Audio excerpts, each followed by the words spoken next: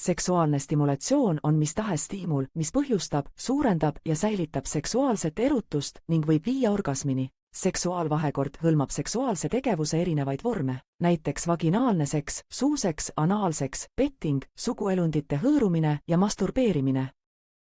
Seksuaalse reageerimise tsüklil on 4 faasi: erutumisfaas, stabiliseerumisfaas, orgasmifaas ja rahunemisfaas. Neid faase kogevad nii mehed kui naised, kuigi ajastus on tavaliselt erinev. Näiteks on ebatõenäoline, et mõlemad partnerid jõuavad orgasmini samal ajal. Erutumisfaasis võib nahk kõhetada ja nibud muutuda kõvaks või püstiseks.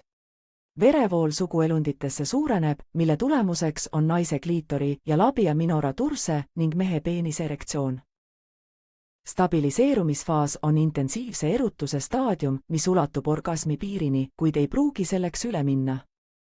Selles etapis intensiivistuvad esimeses faasis toimunud muutused.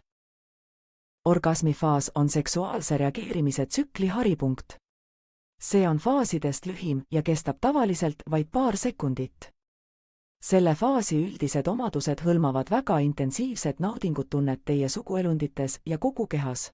Rahunemisfaasis naaseb keha aeglaselt normaalsele tasemele ning paisunud ja püstised kehaosad naasevad oma eelneva suuruse ja värvi juurde. Seksuaalse erutuse erinevuste mõistmine võib aidata partneritel paremini mõista üksteise kehasid ja elavdada seksuaalset kogemust. Pärast erinevate seksuaalühte faaside uurimist on oluline rääkida turvaseksist. Kondoomidel on selles kõiges oluline roll. Need ei ole mitte ainult vahendid, mis võivad ära hoida soovimatuid rasedusi, vaid ka barjäär, mis kaitseb sugulisel teel levivate nakkuste eest.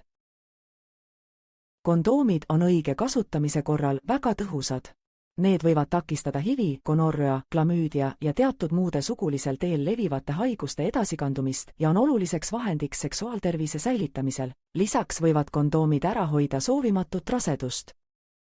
Need on lihtsaks ja tõhusaks meetodiks, et kontrollida, millal ja kas soovite last saada. Kondoomide efektiivsust sõltub aga oluliselt nende järjepidevast ja korrektsest tarvitamisest. Pidage meeles, et see ei tähenda ainult kondoomi omamist, vaid ka selle õiget kasutamist. Kondoomi efektiivsus sõltub sellest, kuidas seda kasutada.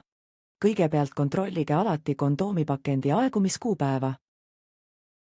Aegunud kondoomi kasutamine võib põhjustada purunemist, vähendades selle efektiivsust. Seejärel avage pakend ettevaatlikult. Vältige teravate esemete või hammaste kasutamist, kuna need võivad kogemata kondoomi vigastada. Kui pakend on turvaliselt avatud, rullige kondoom erekteerunud peenisele. Veenduge, et see oleks kogu pikkuse katmiseks täielikult lahti rullitud. Pärast seemnepurset on oluline hoida kondoomi alust, kui peenis on veel püstine. See hoiab ära kondoomi libisemise ja tagab sperma ohutu hoiustamise. Lõpuks visake kasutatud kondoom ära. Ärge kunagi taaskasutage kondoomi. Pidage meeles, et harjutamine teeb meistriks. Mida rohkem kondoome kasutate, seda mugavamaks see muutub. Ja mida mugavam teil on, seda tõenäolisemalt kasutate neid iga kord õigesti. Teie tervis on teie kätes. Tehke iga päev teadlikke valikuid.